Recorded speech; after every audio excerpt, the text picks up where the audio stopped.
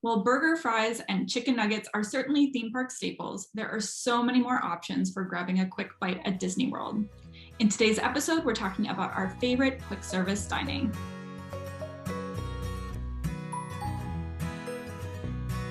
Welcome to Always Planning Disney, where planning is half the fun. I'm Melissa.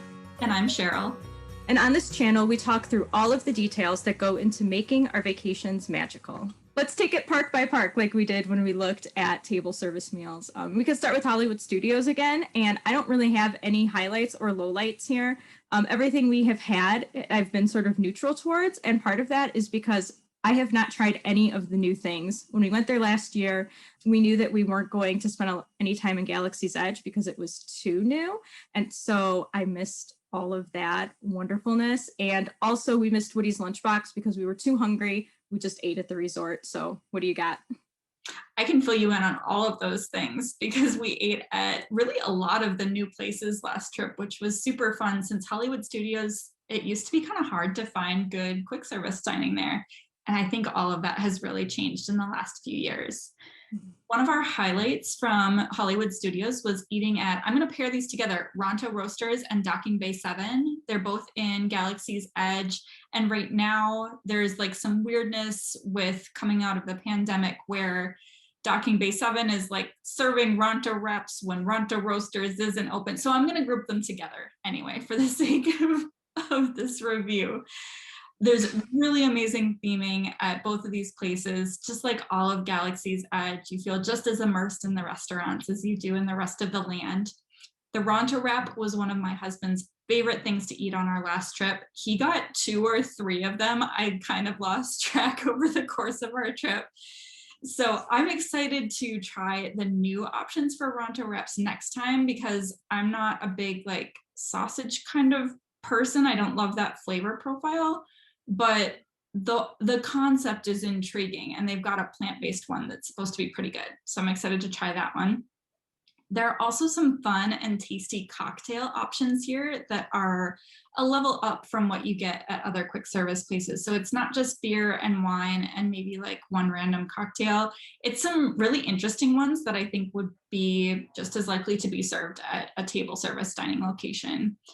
And they've also made some recent changes and additions to, I think, both of these menus that are getting really good reviews. So these are places that we will definitely go back to next time and check out all of the new space food. Yeah, and the Ronto wrap is top of my list of things to try. I frequently just watch videos of people eating and reviewing them, even though it's the same review every time pretty much, but they look really intriguing and I'm excited to try it. And they also look big enough to split, which is something we definitely do in our food strategy. So I think theoretically you could share a Ronto wrap, but my husband would probably say, no, they are not big enough to share because they're too good. So keep that in mind. You may want to like go back and grab a second one later. Yeah, good advice. Thank you. So in Hollywood Studios, I'll give an honorable mention to Woody's Lunchbox. The food was fine, and it's a little different from the usual kind of burgers, chicken nuggets kind of stuff, but I felt like it was a little overhyped. I mean, they have grilled cheese sandwiches, and I had heard that they were really amazing. It's a grilled cheese sandwich. It was fine. It wasn't anything to like blow my mind, but it's a nice location. It's nice to have that additional option in Hollywood Studios. I did find that the seating was really challenging here. It's like there's not quite enough seating for the demand for the restaurant.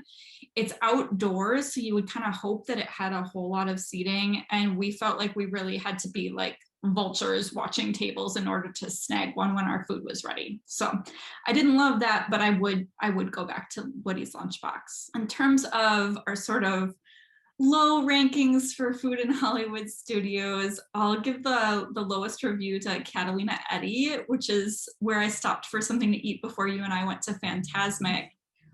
Pizza and beer did the trick. I was hungry. I wasn't feeling that great that night, so I needed something to eat, but it wasn't really ideal. It was more of a convenience option for a meal.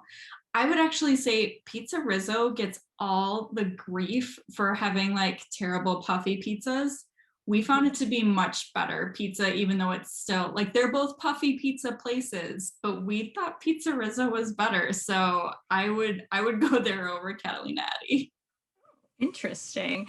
I do not like pizza enough to usually get it at restaurants because there's always so many other options that I would prefer first. However, I'm in the minority in my family with that position. So we are frequently looking for what is the better pizza, which can be kind of hard in Disney.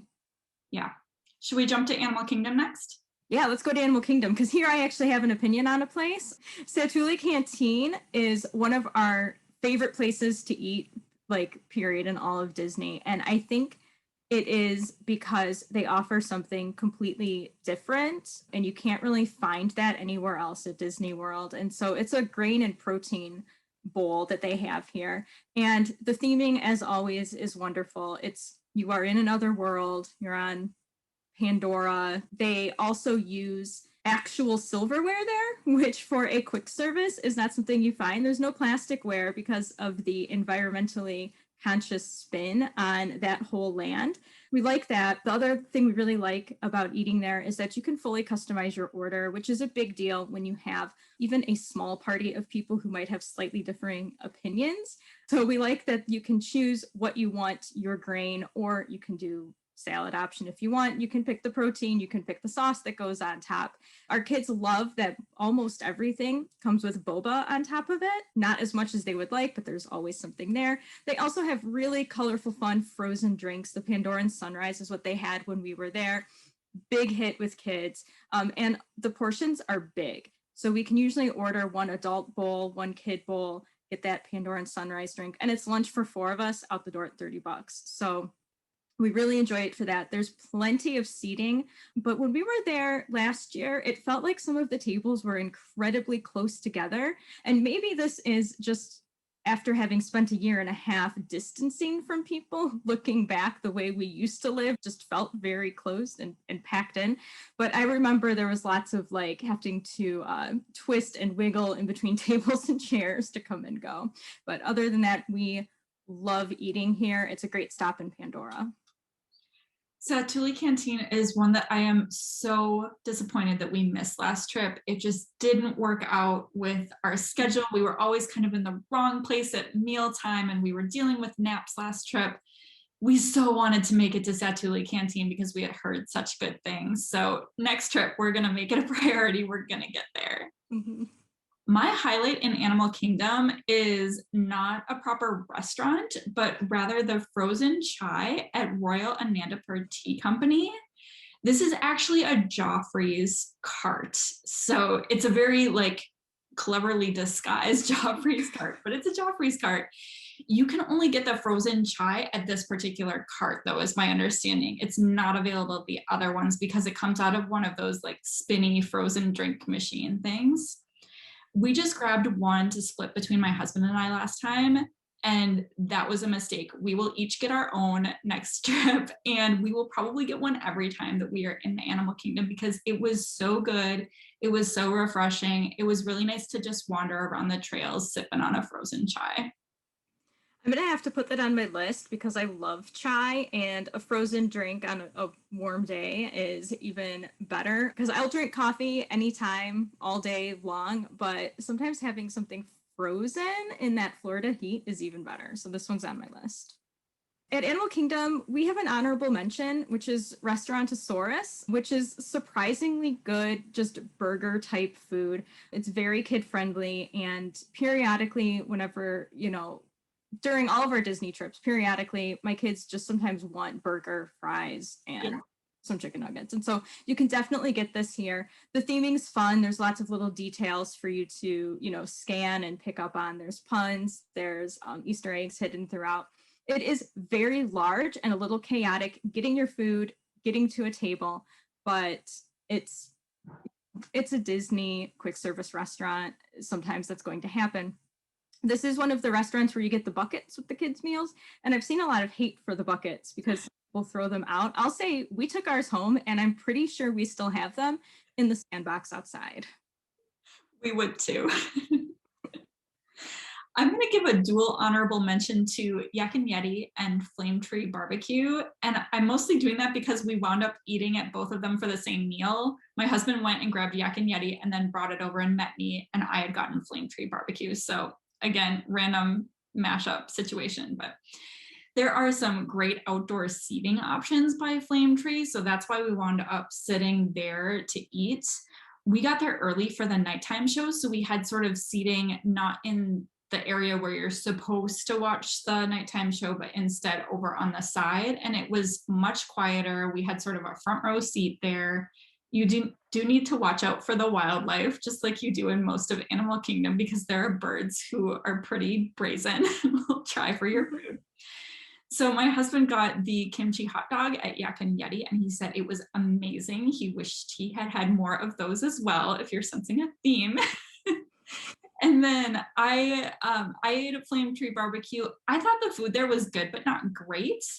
And given that this is a really well-loved restaurant, I'm kind of wondering if we maybe had a bad experience. The line was like really, really slow when I was there. So I'm wondering if there was maybe a staffing issue and we just caught them at a bad time.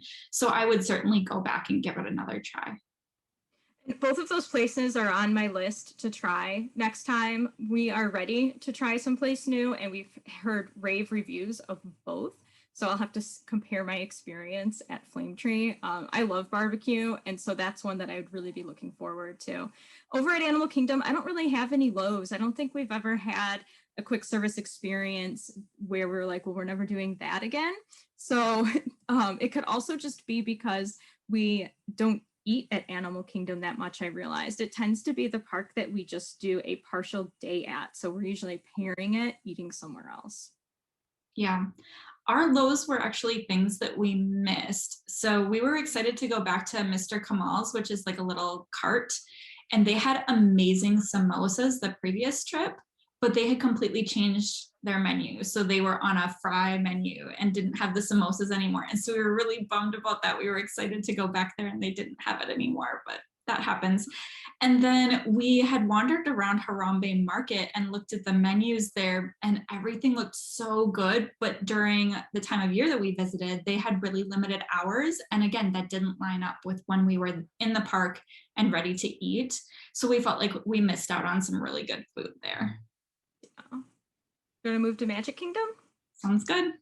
All right. So over at Magic Kingdom, I find that the quick service there is there's lots of options for really fun snacks, but it also feels like there's fewer where you can get a full, like decent meal. Maybe we're just not doing it right, but one of the highlights for us is Pecos Bill's, because this feels like one of the places where you can get a meal that is good and not just a snack. It's another place where there's a variety of food. Yes, it is American version of Mexican food, but it's also not. You can get a burger there. You can get chicken strips there. So it keeps everybody happy. We don't stop here as often as I think in my mind, I believe we will, because we tend to go to Gaston's Tavern sometimes multiple times in each trip. So this is our real highlight at Magic Kingdom. We love the giant cinnamon rolls. One of the things I always tell people when I rave about them is that they're not as like ooey gooey and sticky as some other cinnamon rolls out there in the world. They're taller, a little bit drier on the inside, but that's how we like it. They pull apart really easily. We can split one between the four of us, no problem. I believe we have returned for a second before, so maybe we actually need to. Tavern has their full menu. Sometimes we'll turn it into a lunch. We can get a single ham and cheese sandwich, break it into 3 pieces, because my son doesn't really eat anything, so we don't include him in this. We can get the hummus platter or the fruit and cheese tray with the cinnamon roll, and it's more than enough to hold us over until dinner. And also, you sometimes get Gaston out front here, which is definitely an experience that we love. The cast members that they have playing Gaston do a great job. They interact so well. It's always a funny time to watch Gaston. We once saw him yell at a seagull who had landed near his feet, and he told the seagull where Ariel's grotto was and sort of gave the seagull a little wave over back to Ariel. So my kids still talk about. That's so cute. And even if Gaston isn't out front, you can still sit in his chair, which is a nice photo op. Yeah. Gaston's Tavern is great. My honorable mention is Sleepy Hollow because of the Nutella fruit waffle, which is gigantic and delicious. My son, who is not a big eater, will always eat Nutella. In fact, a peanut butter and Nutella sandwich is his go-to. He eats probably one every single day. And so this is a nice way to add a little bit of fruit to that, at least. It's definitely a delicious and large snack. I also have a snack honorable mention at Magic Kingdom, and that's for Cheshire Cafe. The Cheshire Cattail is really good, really tasty. I'm wondering though, I have seen recent pictures since Cheshire Cafe has reopened, and they are no longer twisted from what I can tell. They're just a straight rectangle. I'm sure they taste exactly the same, but they look a lot less fun. So I hope that they bring back that little bit of twist. I do have a Magic Kingdom low light, which is anything in Tomorrowland. I feel like you can get lots of sweet treats in Tomorrowland that are pretty delicious. Cool looking blue and purple galaxy type ice cream concoctions. That's all great. But we always seem to end up hungry when we're in or near Tomorrowland. And we end up with something that's just a little lackluster. I don't think the savory options there are quite at the level of what I would like to have. So I think I need a strategy to make sure we only go to Tomorrowland on full stomachs. That seems wise, although the entertainment at Cosmic Rays is pretty darn good, even if the food is maybe not so exciting. Trade-off. My low point at Magic Kingdom is the Pinnochio Village House, which is like a flatbread pizza type thing. They're fine. It did the trick, but again, not great. And then Columbia Harbor House, which we had heard was really good, but it's just like mountains of fried food and not especially great fried food. So it's a nice place to stop if your kid wants chicken nuggets and you want something else fried that's maybe not chicken nuggets, because they have some seafood options. But it was just like a lot of fried food for a hot day, we felt. Okay. I've heard those good reviews too. We've never stopped there. I think because I have a child who really does not like seafood. And so I think just the idea of being near a seafood, like fried. It's the smell, right? And so if that's something that bothers them, then yeah. Yeah. Good point. All right, let's jump. We left the best park for last, right? Let's go to Epcot. Yeah. So my highlight at Epcot is pretty much everything that they have going on over there, but specifically the festival carts. When we were last there in February of 2020, it was Festival of the Arts, and we definitely sampled from quite a few of the carts. And I would like to thank Disney Food Blog for having the listing of what was where, because I remembered my favorite dish, but I could not remember where it was from. And it was from Painted Panda. It was a pork bao bun. It was incredible. It was the right balance of sweet and heat, and they had an acidic slaw on it, and the bun itself was so soft. It was incredible. And after having some other snacks that day, I only needed one for dinner. So I picked that up, grabbed a glass of wine from some other cart, and parked it over at the Garden Theater to watch. I believe they had some like Broadway medley. It was a lovely evening. And also that was dinner for, I think, $7.50. So no complaints from me.